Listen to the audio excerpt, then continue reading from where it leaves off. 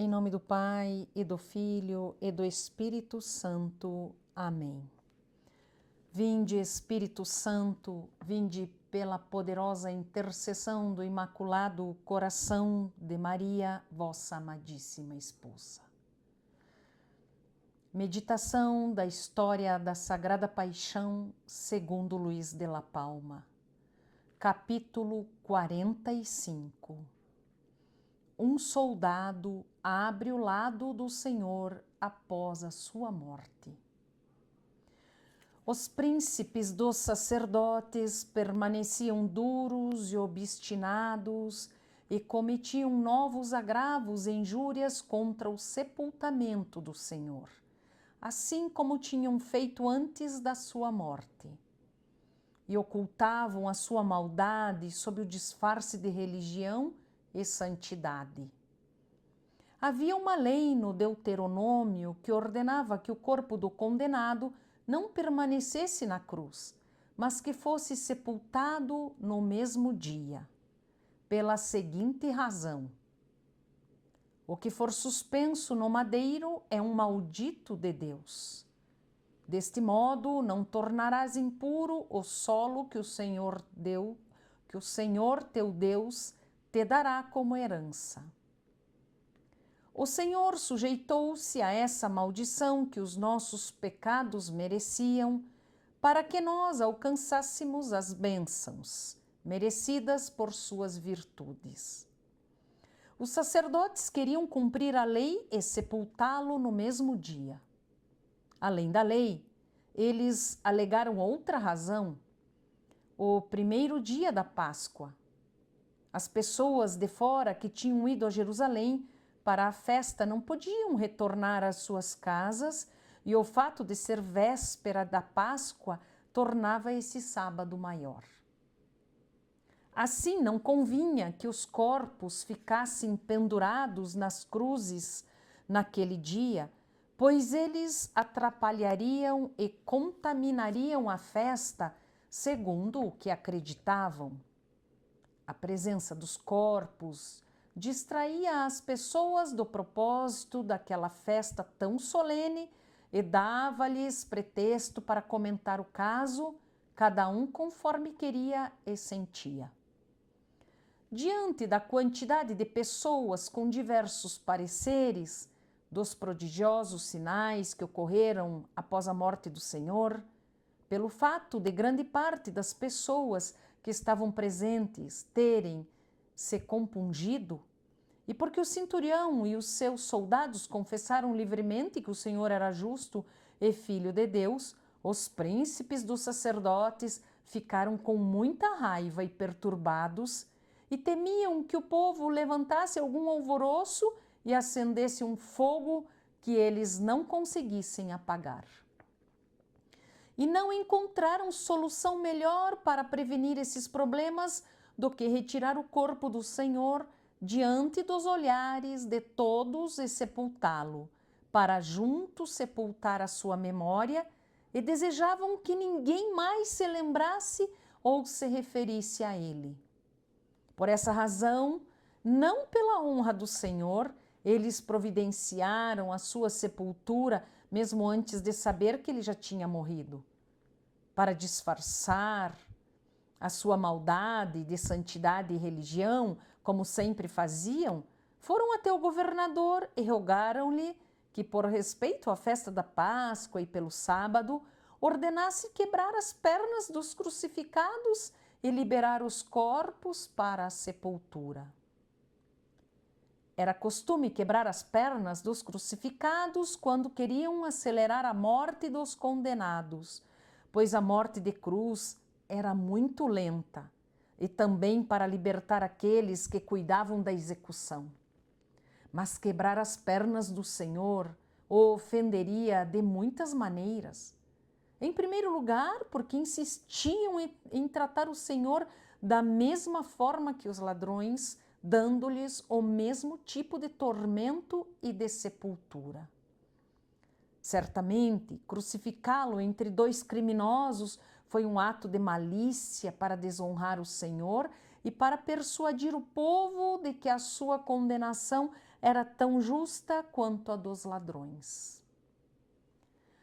Mas a insistência nesse objetivo demonstra o quanto estavam obstinados, pois os sinais que ocorreram após a morte do Senhor foram espantosos, e todos se convenceram de que tinham sido enviados por Deus para honrar o seu filho e anunciar a sua inocência. Ninguém pensou que tudo aquilo acontecera por causa dos ladrões que morreram junto com ele. Somente os sacerdotes fecharam os olhos perfidamente para o que todo o povo conseguia enxergar. E desrespeitando quem todo o povo referenciava, foram até Pilatos para pedir por todos os condenados que lhes quebrassem as pernas e fossem retirados.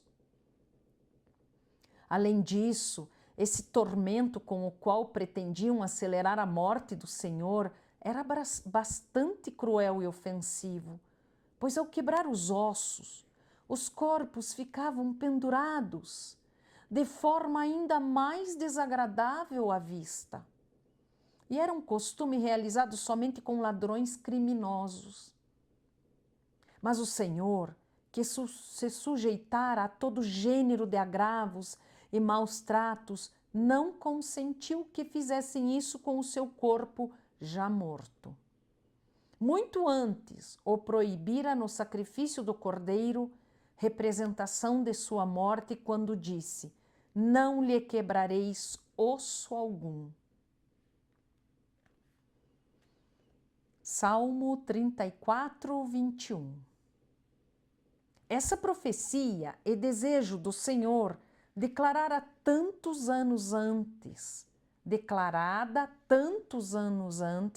cumpriu-se apesar dos seus inimigos que pediam o contrário.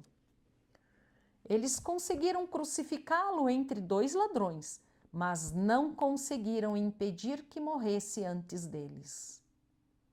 O Senhor morreu quando quis e previu a diligência dos sacerdotes. Quando os soldados foram executar a ordem do juiz, quebraram as pernas do primeiro ladrão, que estava do seu lado direito, o qual, depois de acreditar e confessar Jesus Cristo, enfrentando esse tormento com paciência, aumentou os seus méritos e deu um feliz fim ao seu sofrimento. Com as pernas quebradas, correu mais depressa para o descanso, conforme o Senhor havia prometido. Hoje estarás comigo no paraíso. Depois quebraram as pernas do outro ladrão. E quando aproximaram de Jesus, determinados a cometer o mesmo ultraje, viram que ele já estava morto. E não quebraram as suas pernas. Dessa forma, Deus distinguiu o inocente dos culpados e cuidou para que outras maravilhas e mistérios ainda maiores fossem realizados no corpo morto do Salvador. Um dos soldados, que ali estava, investiu furiosamente contra o corpo morto do Senhor e abriu-lhe o lado direito com uma lança, atravessando com ela todo o seu coração. Assim foi revelado a Santa Brígida. O corpo do Senhor estava rodeado pela multidão e um dos soldados veio correndo furiosamente e transpassou o seu lado direito com tanta força e veemência que parecia querer tirá-la pelo outro lado, que pareceu querer retirá-la pelo outro lado. E não parou até que a lança penetrou todo o coração. Dessa maneira, os nossos erros feriram o seu piedoso coração enquanto ele estava vivo, e depois de morto, foi transpassado pela lança. O soldado que fez isso parece ter sido movido pela ira, pois teria ficado indignado por o Senhor ter morrido tão rápido, evitando assim que lhe quebrassem as pernas, e os demais tormentos e escárnio dos soldados e dos judeus. E como pôde atormentá-lo vivo, quis e como não pôde atormentá-lo vivo, quis demonstrar sua indignação, atravessando-lhe o corpo morto com a lança. Foi um ato desumano e cruel demonstrar raiva contra um corpo já morto e ferir diretamente o coração, que é fonte da vida. Por isso, a Santa Igreja, chamando de doce o madeiro da cruz e doces os cravos que nela sustentaram o doce peso do corpo do Senhor, diz, por outro lado, que era duro e cruel o ferro da lança. Lá no alto foi ferido pela lança tão cruel. Ferir o coração do Senhor vivo era crueldade, e feri-lo estando morto era desumano. Mas se olharmos para a doçura do coração do Senhor, veremos que a lança tornou-se mais doce do que os cravos e do que a cruz, pois esses tocaram o corpo, os pés e as mãos do Senhor. A lança tocou o seu coração e abriu a porta e o caminho para ele. Um dos soldados transpassou-lhe o lado com a lança. Sobre isso, disse Santo Agostinho. O evangelista usou essa palavra com muito cuidado. Ele não disse que o soldado feriu ou rasgou com a lança o lado do Senhor, mas que o abriu, mostrando que se abria uma porta para que nós pudéssemos entrar no coração de Cristo e por onde sairiam as riquezas para que fossem comunicadas a nós. Se o coração é a fonte da vida de cada um, e por isso aconselha o sábio que o guardemos acima de tudo, do coração de Jesus emanaria a vida de todos, e por isso não convinha guardá-lo somente para si, mas sim deixá-lo ser ferido. E que mesmo morto fosse aberta em seu lado a porta da vida, para que com a sua morte todos nós pudéssemos viver, e com a vida que dele emanava, todos nós ressuscitássemos. Assim, a Igreja nasceu do lado do Senhor, que estava adormecido, na cruz para aludir ao nascimento da primeira mulher, formada do lado do homem, enquanto ele dormia. Gênesis 2:21. Embora Adão estivesse em um sono profundo, Eva surgiu viva e desperta, e foi chamada mãe de todos os viventes. É grande esse mistério, que representa a união da Igreja com Jesus Cristo. Na cruz, com a cabeça inclinada, como quem dormia, de seu lado aberto saiu sangue e água, que formou e embelezou a sua esposa. O Senhor estava morto e a Igreja nasceu viva e tornou-se a mãe de todos os viventes, em virtude da morte de Cristo nosso Senhor. Ó morte, que ressuscita os mortos, ó ferida, que cura as feridas, ó sangue, que lava os que não estão limpos. Este é o consolo dos que estão tristes, a força dos que são tentados e o refúgio dos aflitos.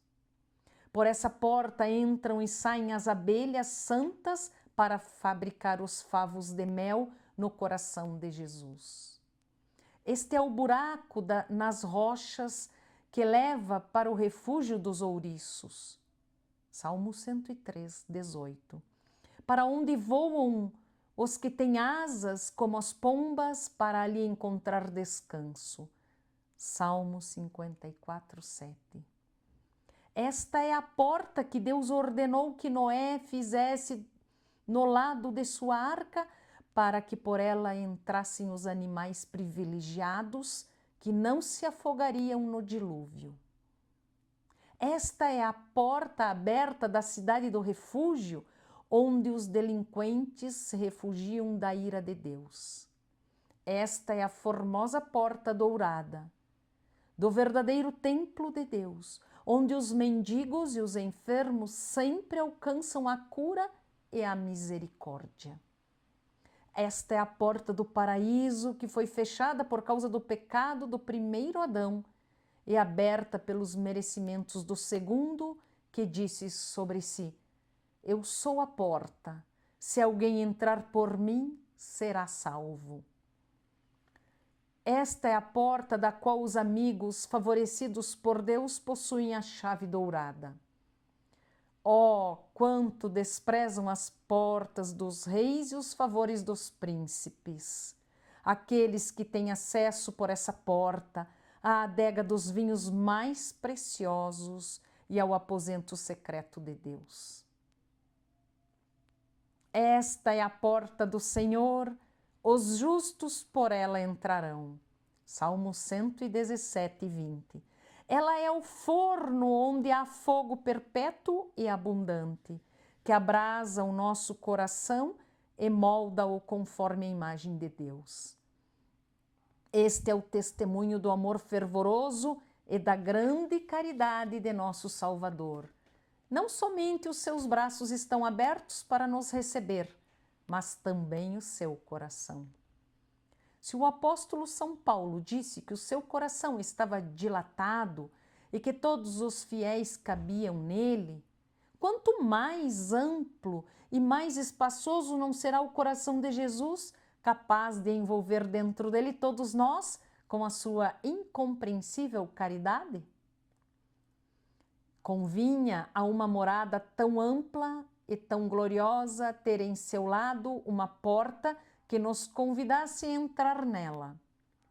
Este é o racional, peitoral do sumo sacerdote do Novo Testamento, que em uma só pedra traz escrito não somente 12 nomes, mas os nomes de todos os homens.